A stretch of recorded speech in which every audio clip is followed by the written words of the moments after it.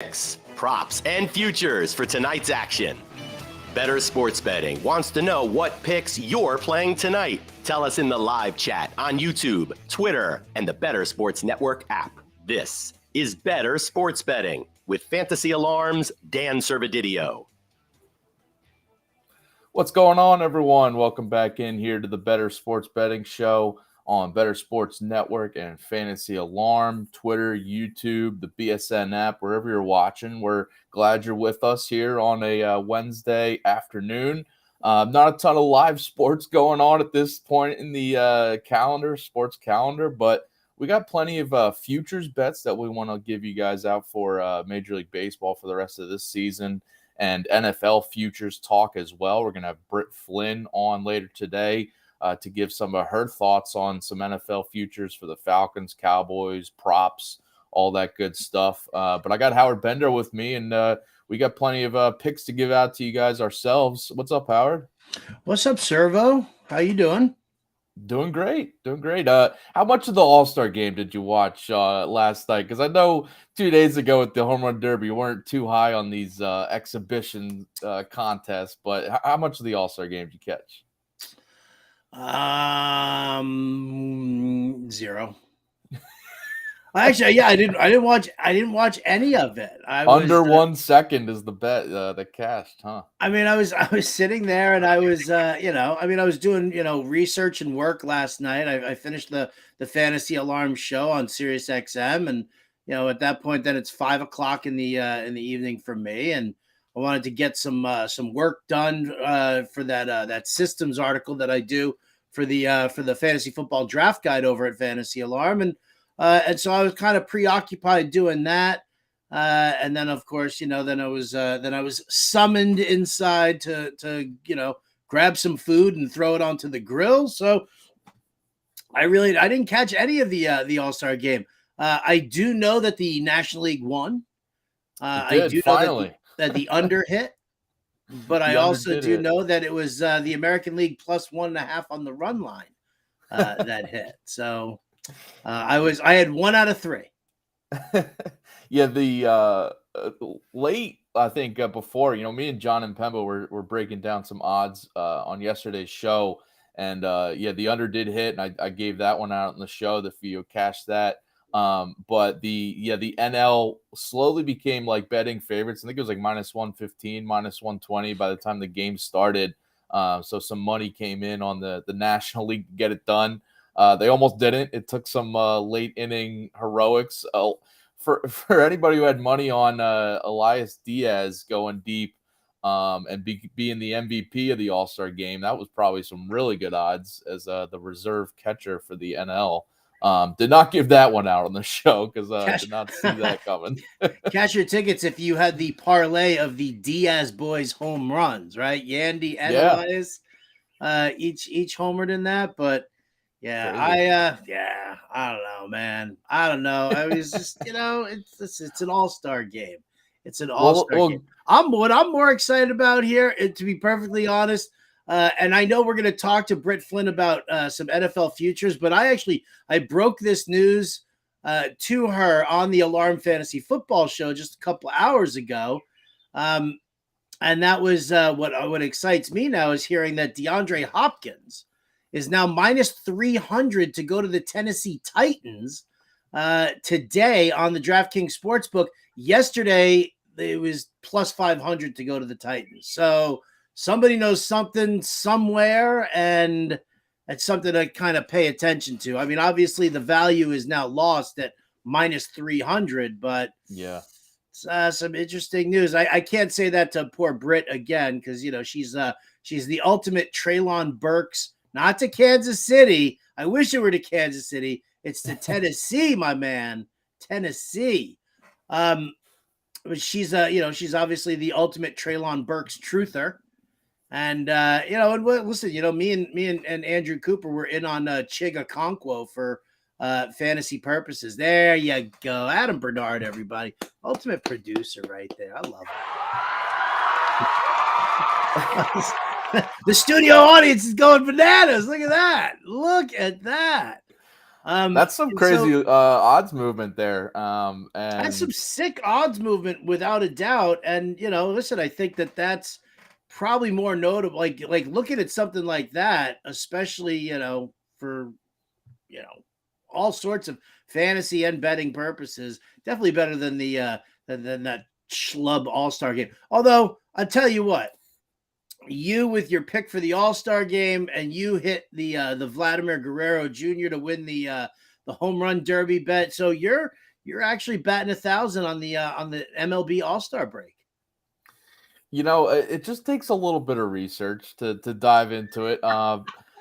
By the way, the home run derby, going back to that, you almost cashed with your long shot bet on a Rosarina. He almost came through and beat Vladdy there, but came up just short. But you were close also on Julio. It was, that's what I told you on the show. It was like between Vladdy and Julio winning it, and Julio hit those 41 homers in the first round, and then just kind of gassed out in the second round. But yeah, we were both kind of on point there. And yesterday we hit on the under there. It's just these, it was the trend of the American League winning the All-Star game, and then the trend of just these unders cashing almost every year in the All-Star game. It's just one of those things. The pitching has the upper hand in these, especially late innings. You just get these, fireball relievers coming in for the 6, 7, 8 innings. Throw as hard as you can for one inning. I mean, that's the problem with the All-Star game is that, you have to accept the fact that it's like a little league game. Everybody has to play an inning. So, and Felix Bautista's dead, by the way. Yeah, I did not see if any reliever was going to blow it up. I didn't think it'd be Felix Bautista giving up that one. So, it's tough for the AL backers. But we'll have Britt Flynn on to talk some more NFL picks, and us ourselves will go through some NFL prop totals and odds for the 2023 season. But we want to talk some MLB futures picks here and some playoff odds, because this is a great time to just kind of take stock with the All-Star break. You got a few days to kind of look at teams from afar and see how they project for the rest of the season. And it's going to be interesting, this wild card race, because, some of the divisions are pretty much locked up and there's not a ton of value on odds betting, for futures for divisionals. But when you look at like teams to make the playoffs, I wanted to focus on some of these teams and we could kind of go back and forth, see where we like them. So here, let's start with the NL here. The Brewers and Reds are both just interesting stories here in that NL Central. The Reds have been the story, but they're still a slight underdog to even make the playoffs here at plus 100. No is minus 120 to make the playoffs. And the Brewers there, sports books are expecting them to make a push here in the second half, minus 145 on yes, and no is plus 120. I mean, how do you see this NL Central shaking out? Because, the wild card picture is such that the team that doesn't win the division, it might have a tough time to even make the playoffs as a wild card team. So how do you see these two teams in the second half? I mean, I think it's really going to come down to how aggressive Cincinnati is on the trade front, right? If Cincinnati makes that move, because listen, we all know that the Mets are going to deal off Scherzer, they're going to deal off Verlander. Okay. Now, neither one of those guys are in their vintage form, but when you think about what that could do for a team like, let's just say the Cincinnati Reds, it would be absolutely huge. You've got Andrew Abbott. You'll be getting Hunter Green back. There's talk that even possibly Nick Lodolo could be back in September, which could make things interesting for the playoffs. So I think if the Reds are aggressive on the trade front, I like that. I'll take the even money for them to, just to make the playoffs. I think that's really kind of where we're at right now. But I think it's a little bit of a dogfight here. Even if you come in second in the Central, if Milwaukee's their second, they're competing with the Phillies for the wild card spot. They're competing with the Giants for a wild card spot, and those are the top teams there. So. It's not really that, like, you don't have to win the division really per se to, enable, to get into the playoffs. their winning percentages, both of those teams are strong enough to just kind of stay in wild card contention. So I'll still, because Milwaukee, for whatever reason, they never do anything to fix their pitching. They think they're going to be fine with Brandon Woodruff, who's been banged up and whatever. They think they're going to be fine with Freddie Peralta, who's been completely inconsistent. They think they're fine with Corbin Burns, who has just been terrible this year in comparison to what anybody was expecting out of him. And yet they don't really. They're not a team that makes a lot of deals. They're not a team that really goes after some top flight pitching. The Brewers a couple of years ago could have been fantastic in the playoffs, but they just didn't have the pitching and they didn't go after anything in the trade deadline. So I think if Cincinnati just hangs out a little bit more aggressively and they get that frontline starter in there, they could be that team to beat. And I'll take that plus money on them making the playoffs. Yeah, and the thing with the Reds has been their offense hasn't been an issue. They're putting up plenty of runs every game, and it's just their pitching that has been the question mark. They got the great ninth inning guy in Diaz, but the starters, you mentioned it, just if they can get one or two, Verlander, Scherzer, obviously, but if even they can get a middle of the rotation guy to kind of slot in there and just improve that rotation, would be a huge boost. The Giants, by the way, are interesting in this whole wild card discussion, as are the Diamondbacks. But the Giants at yes minus 125 to make the playoffs and no is a plus 105. You mentioned they are the other team that's kind of right in the middle of the wild card standings. And if a team like Arizona or Miami, who's the leading wild card team in the NL, if they drop off a little bit, the Giants could be in a better spot there, even if a team like the Brewers, Reds rise up, the Phillies too. I feel like the Giants are in a good spot there. I'm interested to see if they make a move at the deadline. They've gone either way with that in the past, but they're another team. They could get like a key bat in that lineup to even improve the lineup. I feel like their pitching is in pretty good shape right now, but I feel like their offense could use maybe another, really good right-handed bat I could see them using. It'd be interesting to see what they do at the deadline. Yeah, Farhan Zaidi is one of those GMs, president of baseball operations, whatever the title is officially right now. He's one of those guys who has no problem not counting his team out. He won't go after. I don't see him going after any of the big name pitching that's out there. And then I don't necessarily think that he's going to go after any kind of like big name bat. I think he's going to try and do it all on the cheap, which could kind of end up hurting him in the end. But you got to respect his ability to scout talent and keep this Giants team in there. I don't think anybody was expecting the Giants to be where they are right now. And even though they're third in the division, they're still 2.5 games out of first behind LA and Arizona. And so just like a simple hot streak, a simple 5-1 in their last, in their next 6 games coming out of the break could really push them into a spot there. That's kind of why I, when we were talking about some potential value bets, it's why I have the Diamondbacks, the no at plus 145, because I don't think GM Mike Hazen is one of those guys who's going to invest heavily in the at the trade deadline. He likes his guys, he likes his team, he likes his youth, and so I think that could actually end up being a detriment as this team potentially falls off a little bit more, while the Giants could potentially surge.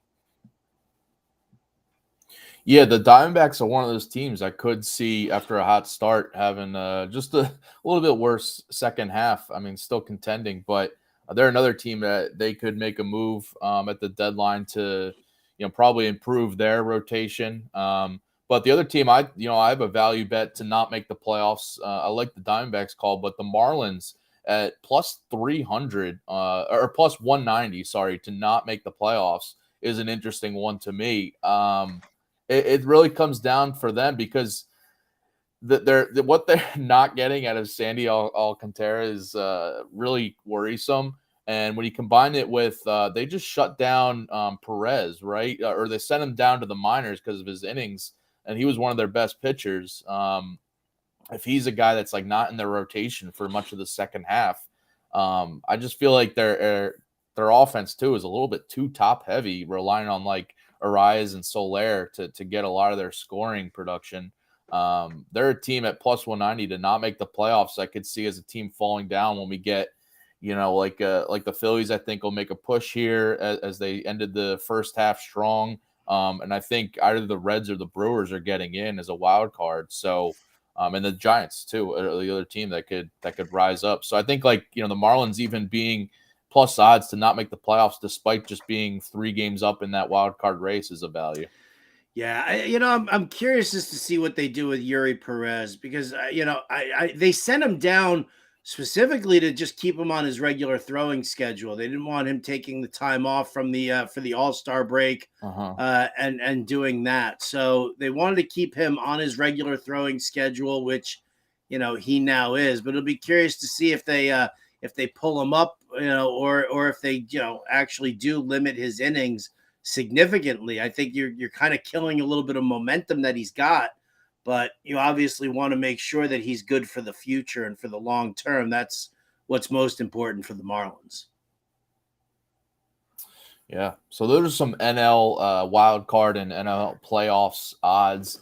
Maybe we'll get to some more AL, but we got to flip gears here and talk some NFL futures and win totals and all that. We got a comment in the chat just kind of touching on what we were talking about with D-Hop potentially going to the Titans now. Getting the game is asking, do you grab Malik Willis with this D-Hop news? I think he's referencing fantasy football. Maybe in Dynasty you take a shot on him, but I think in regular season fantasy on the waiver wire, I feel like it's Tannehill, right? And it's Tannehill gets a boost, and they drafted Will Levis. Malik Willis doesn't fit this scheme. It's a run first scheme. They don't need the mobile QB that Malik Willis can be. I think they're perfectly fine with Tannehill as a pure pocket passer, and then they'll make that move to Levis a little later on. So Malik Willis. I think Malik Willis is nothing more than a wasted pick, whether it's dynasty or redraft. Sorry, getting the game. Tough. You heard it from Howard there. Let's get Britt Flynn in here and get her take on this as well, because what's up, Britt? Appreciate you joining us here on the Better Sports Network. Yeah, NFL contributor, awesome we've NFL writer, host.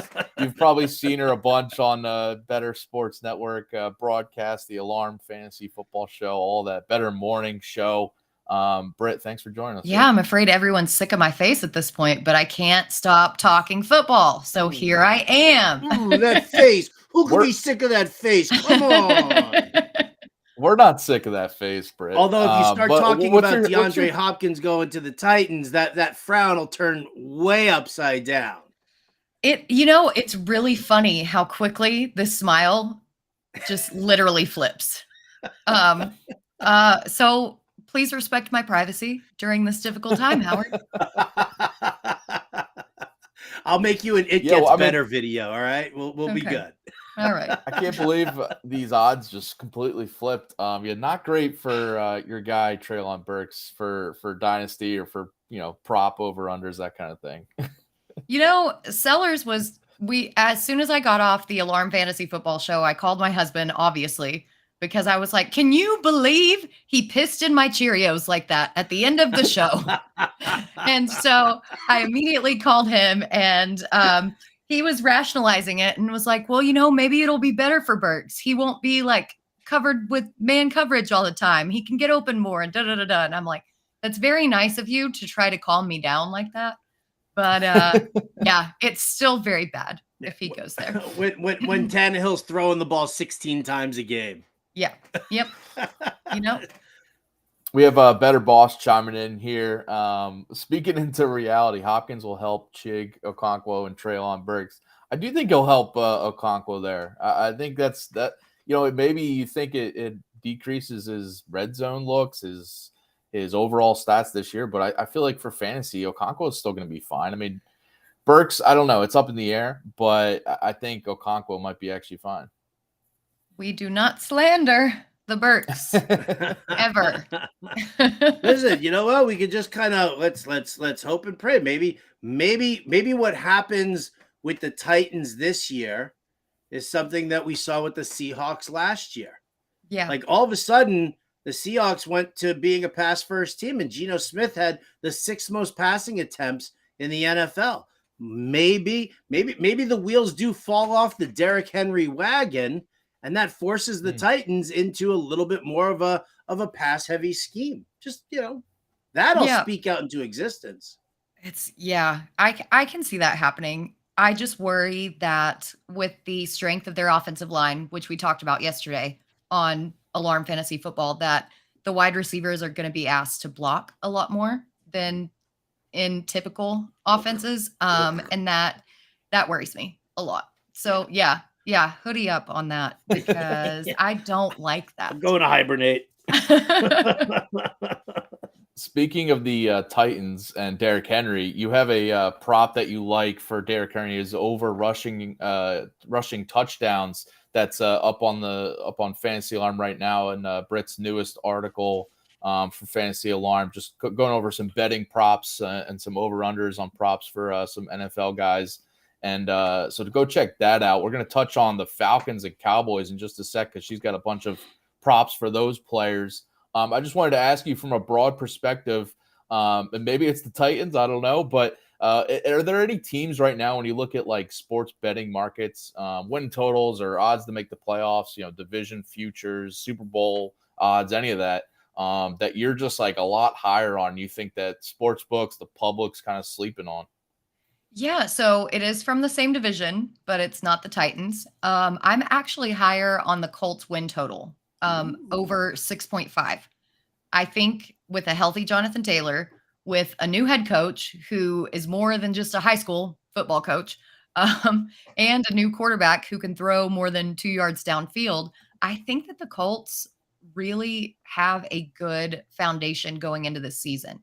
6.5 just seems like such a low bar, and especially in a weaker division. Like, you've got the Texans, and yes, I am throwing the Titans in there because last season they were horrible against the pass. And if Anthony Richardson is further ahead in his development than what we think, then he's going to throw deep downfield to Alec Pierce and Michael Pittman. Now I have to take a deep breath.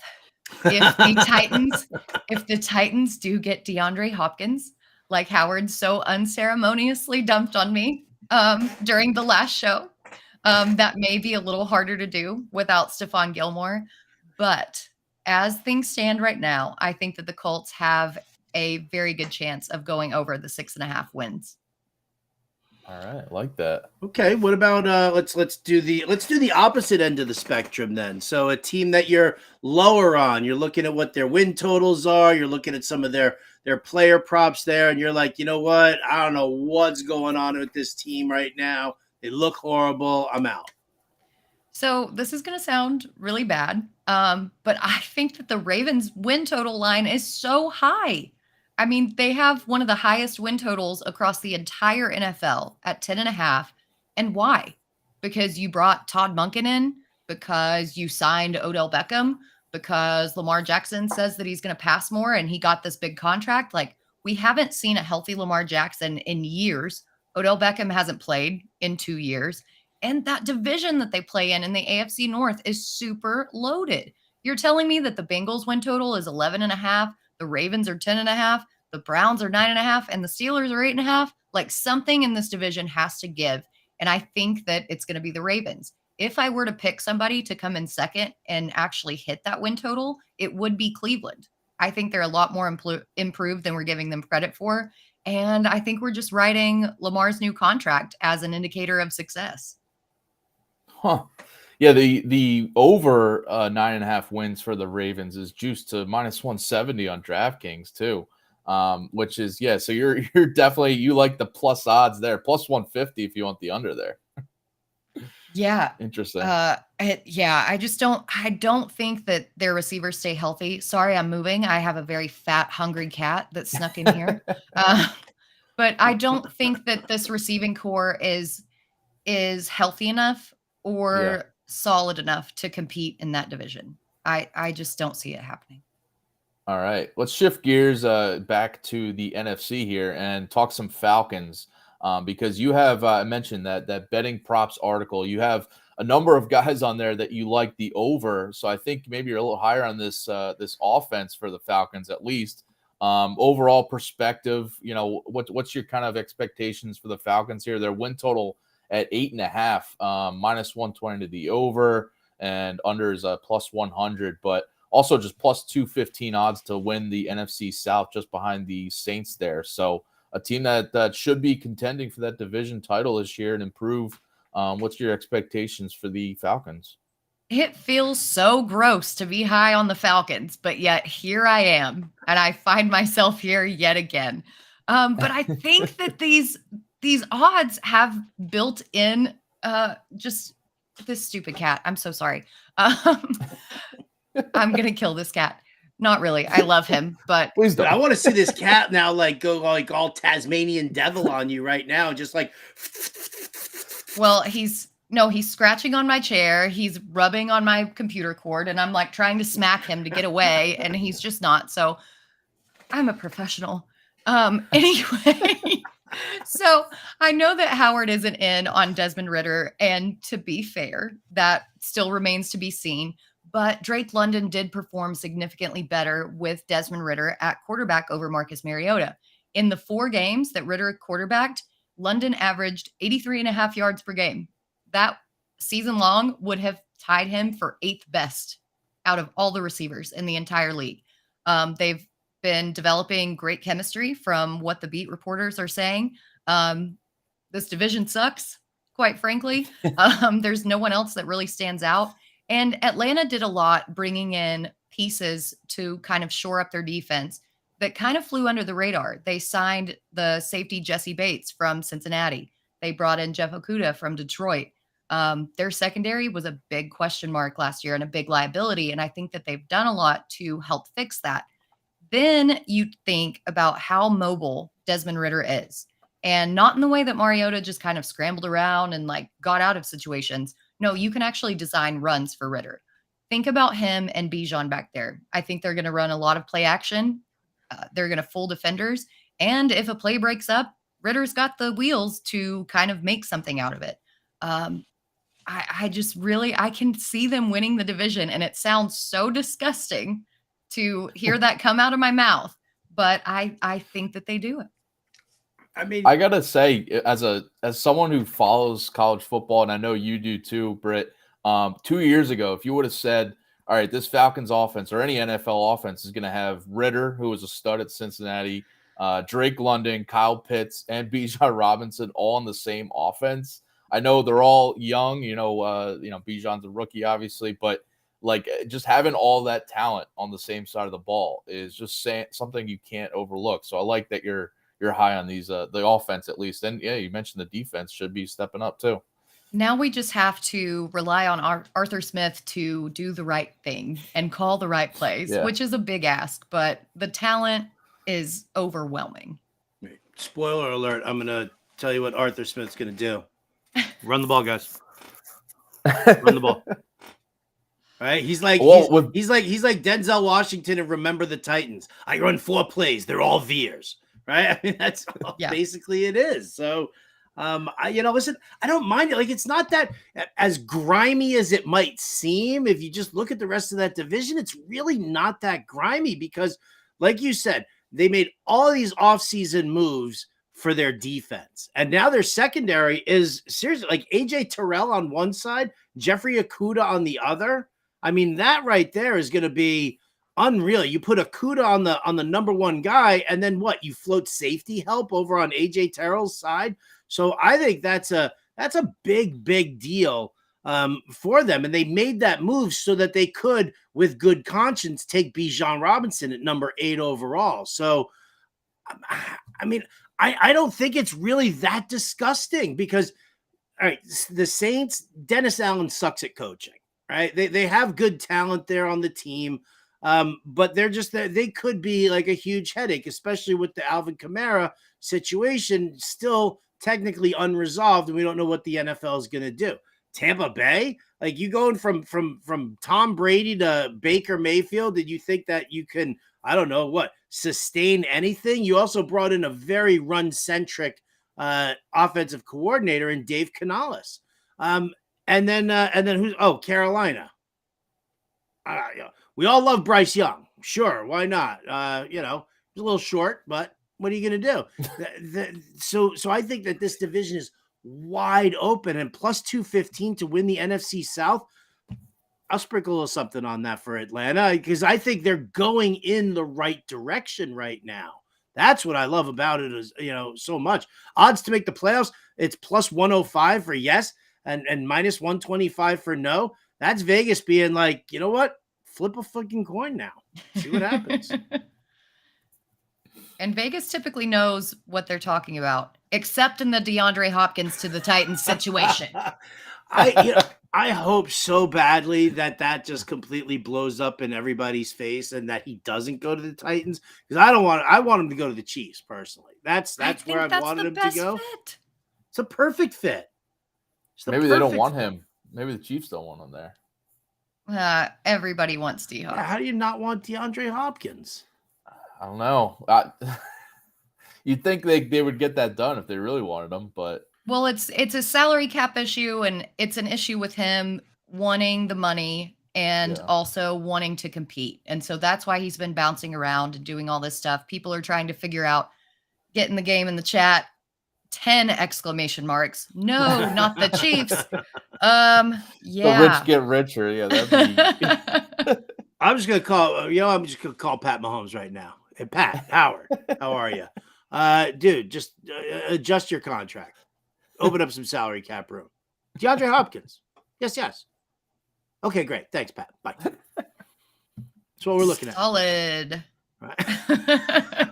All right, let's switch off of the Falcons here. Britt, let's step into your wheelhouse. Let's talk about your favorite team because later on here on the Fantasy Alarm Show, we're going to be doing our team previews. And while we're in the NFC East, it's going to be all of Servo's Eagles. So I don't want to talk to Servo about his Eagles.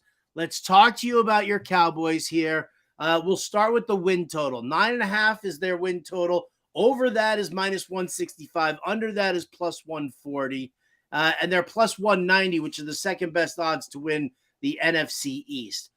Are you, remove fandom here out of the equation. Are any of these like legitimate bets for you? Yeah, I think the over is a very legitimate bet. I mean, they had 12 wins last season, and Dak Prescott was missing for a third of the season. And now you've got Micah Parsons. You've added on to the secondary with Stephon Gilmore. You added Mozzie Smith on that defensive line. So that defense is going to be even meaner. And then you've actually brought in some wide receiving weapons for Dak Prescott. He's not throwing to USFL promoters. You know what I mean? Like, he's not throwing to Kevontae Turpin. He actually has a legit wide receiver too, who can actually catch the ball. I love Dallas to hit that over win total. And Servo, I'm sorry, earmuffs, but I think that they could win the division. There hasn't been a repeat winner in the NFC East for longer than I can remember. I don't have the exact numbers in front of me, but it's been a very long time. And I think that it's Dallas, been at least a decade or something. Yeah. Yeah. And Dallas, I think, has the weapons. The only thing that concerns me is their running game, but I'm still very much of the opinion that they're going to bring back Ezekiel Elliott and just have him on a reduced contract to be back there like a third down guy, a goal line guy. And if he comes back, there is no doubt in my mind that Dallas is winning that division. Yeah, I mean, going into last season, they were the favorite, the betting favorite to win the division over the Eagles, and the Eagles had that great run and great season. But you mentioned it, if there's going to be a team that maybe drops off a little bit from last season's production, it could be the Eagles, not going 15-1 or 14-1 in Hurts's starts there. And you mentioned the division going back and forth between teams. And I don't think it's going to be the Giants or Commanders winning the division. So it's either the Cowboys or Eagles. You mentioned their offense and thinking Dak Prescott should have a better season here. In that betting article we mentioned up on Fantasy Alarm, you like the over on his passing touchdowns, and you also like CeeDee Lamb over, plus 600 odds to get over 1,500 receiving yards. you're high on Lamb here because his props yardage total over on DraftKings normally is set at 1,100 yards, but you like those plus money to even have a big season. Yeah, because even he almost got 1,400 yards last season playing 5 or 6 games with a backup. And the backup was throwing to like Noah Brown and Michael Gallup and just all of these randos. He wasn't targeting Lamb when he was playing. And if he can do that with 6 games with a backup, I have no doubt that he can get it with Dak. Not only that, but he was covered with man coverage at the 15th highest rate in the league last season. Now that you've actually got a legit wide receiver too, that's going to take some of that defensive pressure off him. He's going to be able to work more in the zone. And I think that he's going to get targeted more. I'm so high on Lamb this season. All right. Very nice. Covered in man coverage. That's a title track of my debut album. I just want everybody to know that. It's going to drop on iTunes shortly. Sorry, I'm tired. It's the Department of the Redundancy Department today, okay? We're all just kidding. Everybody from Fantasy Alarm, as soon as the NFL season starts, like week 1, we're going to have week 1, and then we're all going to take a nap. Just a collective nap. The whole site's going to go to sleep just for like 24 hours, right? Like on a Monday, on a Tuesday. We'll just do it on a Tuesday. We'll come back with like waiver wire stuff and everything that you could possibly need to bet the week 2. We're just going to take a nap. We're all crazy overworked here. So, all right. Well, I don't want to keep you too long here, Britt, but you know what? One last question. How about this? And we'll hang out in your wheelhouse once again. Let's talk a little Arkansas football. Dan does all of our college work over at Fantasy Alarm. Their win total is 6. Oh, he's right. She's like, oh, it's so tasty. It's so tasty. The win total's at 6.5 at BetMGM. The over is -120. The under is even money. Talk to me about them hogs. So Arkansas has had one of the toughest schedules, not just in the SEC, but the entirety of NCAA football for the past 3 seasons. And this year, the streak continues again. You've got a 4 road game situation against, Alabama's in there, LSU, A&M, who's not technically a road game, but is in Arlington, Texas at Cowboys Stadium.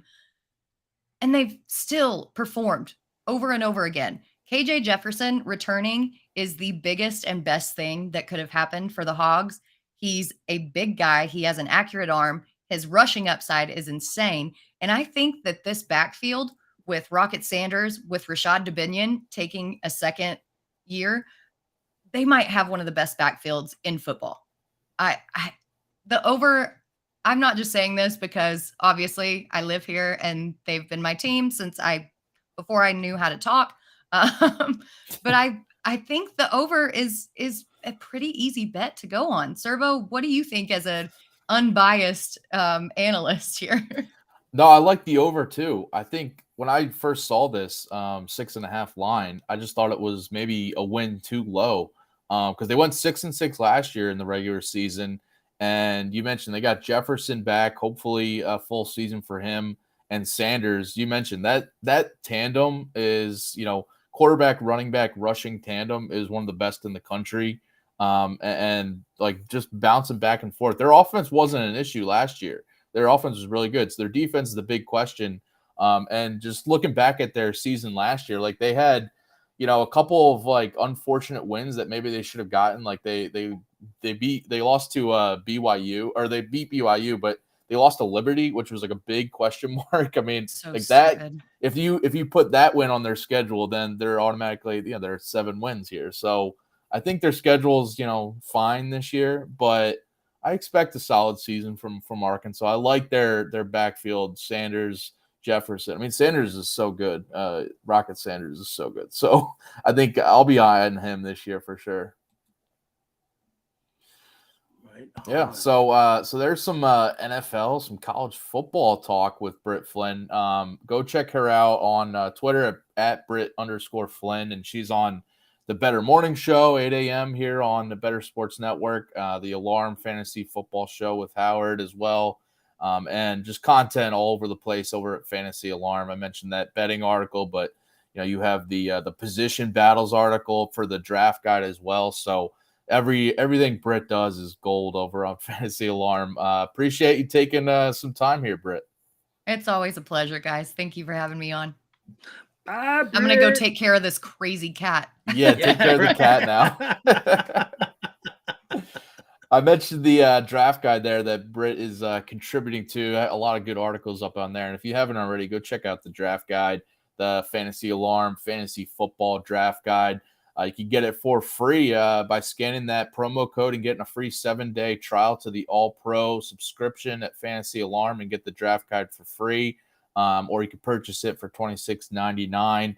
But getting that All-Pro subscription, you get tons of DFS content as well as this draft guide and season-long content. But you can get that DFS playbook, advice, everything with that All-Pro subscription if you haven't already. And if you have, go get the draft guide. I don't know what you're waiting for because we got articles every day. Today, Coop had an article that went live on backfields and depth charts for the backfields that'll help you out with your drafts this month and the next couple of months. So get on that draft guide now. Do it.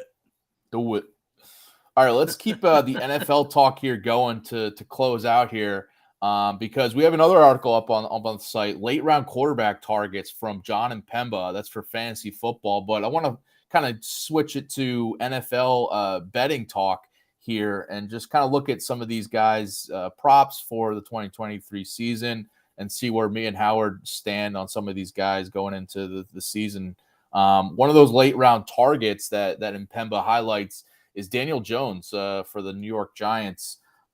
His prop over under for yards passing this season is at 3,300.5 yards over on DraftKings. An interesting line because last year he had 3,200 about, and this is over that. So the sportsbooks are expecting more progression for him in another season in this Giants offense.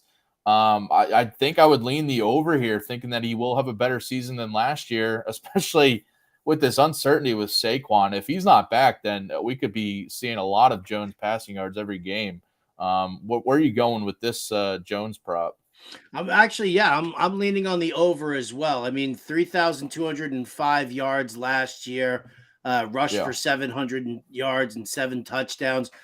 So what we've seen from Daniel Jones right now has been a steady progression from year to year. And what he did last year, I mean, he totally cut down on the interceptions. He only threw 5. He only had 15 touchdown passes, which we would like to see more, but we'll see what happens that he's got these added weapons. But now he's got Darren Waller. They've got an array of wide receivers who, Darius Slayton, Jalen Hyatt, Isaiah Hodgins. So what I'm thinking here now is, we saw him excel last year in year 1 of Brian Daboll's system. I think he grows a little bit more this year, feels a little bit more comfortable, throwing from the pocket. So, yeah, I would definitely take the over on that. Yeah, the addition of Darren Waller in that receiving core can't go overlooked. Last year, we just saw he got this done. He got 3,200 yards with just like a hodgepodge receiving core, it seemed. It was like so many injuries they had every single week. And Waller, I mean, he's maybe he doesn't have the best health either, but I think having like a sure target there at the tight end spot, basically a split end for them. But I think adding him to that receiving room is huge for Daniel Jones. So yeah, I think we're both on the over there. How about Kenny Pickett? Also same number at 3,300.5 passing yards over on DraftKings. He had 2,404 yards last year as the Steelers quarterback there in his first season. The odds here, the sports books are expecting another progression for him now in his second season. I think this number is a little too high though for Pickett to get to, especially because they have Najee Harris there that they're going to be leaning on in the run game. I just think this line is just a touch too high. What do you think? Yeah, I think it's a little high as well. When I saw it at 3,300, I was like, listen, he played. How many games did he play last year? He played a total of 13 games last year, and he only threw for 2,400 yards. I think one of the things that's going to hold him back as well is that Matt Canada, as the offensive coordinator, very vanilla offense. It's conservative. There's not a lot of innovation with it. I love the receivers in Deontay Johnson and George Pickens, but I mean, are these guys, the two of them, and you add in Freiermuth? I mean, you're basically trying to say that, you've got one guy who could be a 1,200-yard receiver, the other guy at least 800 to 1,000 yards, and then you need a tight end who's going to also, come up with like 700-800 yards. It's a tall order there for Kenny Pickett and the Pittsburgh Steelers, especially when you've got a backfield of Najee Harris and Jaylen Warren that you can lean on. Yeah. So, yeah, I'm on the under here for Kenny. Yeah. All right. So we're agreeing on these first two. How about Anthony Richardson? 15.5 passing touchdowns is the prop for him. This was another guy that is in the late round quarterback targets for John and Pemba for fantasy football. But this 15.5 line is interesting. So last year, if you just look at this Colts offense, obviously, different with Richardson in there, the coaching changes, whatnot. But Matt Ryan had 14 last year, and there were 17 combined with him and Ellinger, if you want to compare that. But obviously, the big question with Richardson is he going to play a full season as the starter? Because I don't know if that's a definite for Richardson in this Colts offense, and just how much success he has as a rookie. He's the big wild card, and he was going into the NFL draft. You hope that, the Colts are hoping that they hit a home run with him and he turns into that, one of those next stars. But I think 15.5 is just a little risky taking the over there. I'd lean the under, but I think maybe I'm staying away because it's just really up in the air of what we can expect from him. Yeah, it's definitely a no bet for me. It's definitely a no bet. I mean, I think that there is talent there. I think he starts. I mean, if he doesn't start in week 1, then I think that he's there at least in week 3. I don't have the confidence in Gardner Minshew to really kind of carry them along that way. So, I mean, again, Daniel Jones only threw 15 touchdowns last year. I'm not going to say that, that the Colts offense is like, is that much different from them. So yeah, it's a no bet for me completely. I'd have to sit and wait it out. All right. And then the other guy that we're going to touch on here, Russell Wilson, big year for him, just in terms of whether he can bounce back. 24.5 passing touchdowns is the line there. He had 16 last year in that rough season with Denver. But 2 years ago, he had 25 in his last season with Seattle. What are you looking at here for the 24.5 passing touchdowns? This will probably burn me, but I'm going to lean on the over. I think just with Sean Payton and Joe Lombardi running this offense now, we know the scheme. We've seen it in New Orleans. We saw what Joe Lombardi did in Los Angeles with the Chargers. I mean, it's Cortland. You got Cortland Sutton. You got Jerry Jeudy. You got Tim Patrick. You've got a couple of pass catching tight ends in Greg Dulcich and Albert Aquabanum. So, and then you look at Samaje Perine, who definitely is one of those guys who can take a pass out in the flat and bring it to the house. I'm going to invest in not the player himself, because I know a lot of people are down on Russell Wilson. Our friend Corey Parson, every time you do the Bettor Morning Show and you bring up Russell Wilson, he talks about how much he hates celebrity quarterbacks. I'm going to still say over here for Russell Wilson. I've got confidence in this system. Yeah, I'd lean the over. I think I'd stay away in general, but I'd lean the over for a lot of those points you just mentioned. I think the Sean Payton aspect here is huge for Wilson. I think it's going to rejuvenate him and this offense. And Payton, we've just seen he's an offensive mastermind. I think he's going to unlock something with Wilson and all those talented pass catchers. And the injury, to Javonte Williams is also a big factor, I think, because I don't know if he's going to be healthy to start the season, but I feel like they're going to be a little bit cautious and leaning on him so much game to game. And we saw with these past Saints offenses, the run game isn't the priority. It's not the huge lean on factor. for Peyton. So I feel like Wilson is going to be looked to be the guy there, especially in the red zone. I feel like they're going to be looking at him to really thread it to all those pass catchers you mentioned.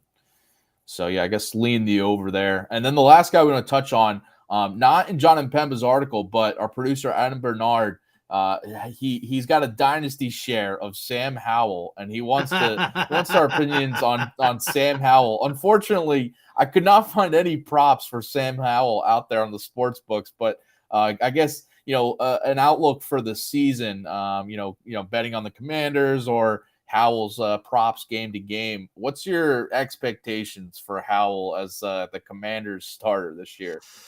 I don't really have any expectations for Sam Howell. I think that he needs to light it up this training camp, because I think if he doesn't have like a strong rapport with Terry McLaurin, with Logan Thomas, even Jahan Dotson,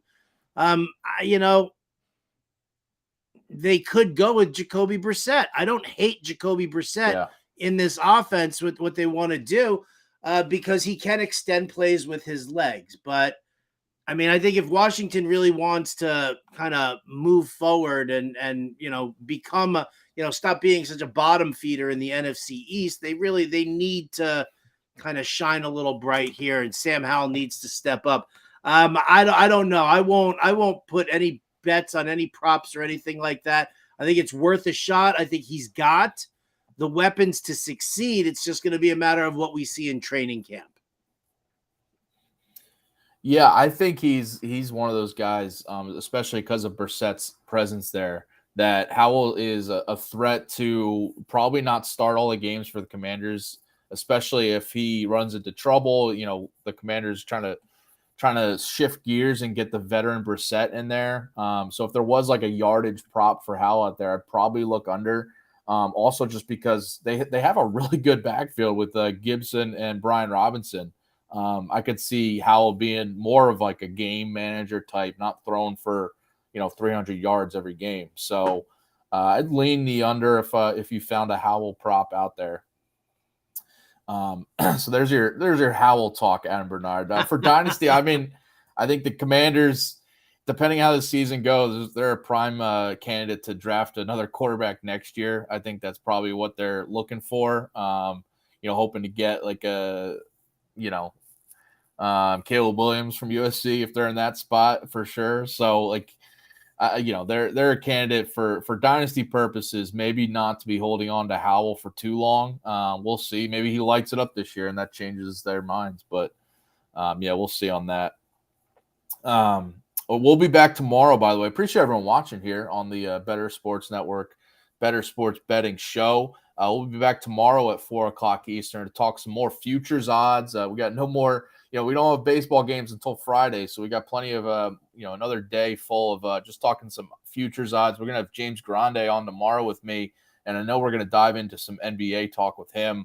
A lot of moving parts in the NBA offseason. That'll be a good time to just kind of look at some odds and some futures in the NBA, and we'll still talk some MLB too with James there.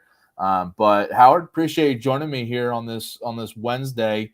Enjoy a night with no major live sports. We got some WNBA, some NBA Summer League, but I don't think either of us are too glued into that to lay some bets on it. But maybe down the line this summer we'll be Howard's going to be sleeping. Good time to catch up on some sleep. No, we got a staff mock draft. For those of you who do play fantasy, I know it's a betting show, but if you play fantasy, the Fantasy Alarm Draft Guide for fantasy football, you want to get it. Trust me, fantasyalarm.com/draft guide. And then we're doing our first staff mock draft this week. Next week, we're going to do another mock draft where it's going to be super flex. So we're going to be pounding all this stuff out for everybody. You will be happy that we did.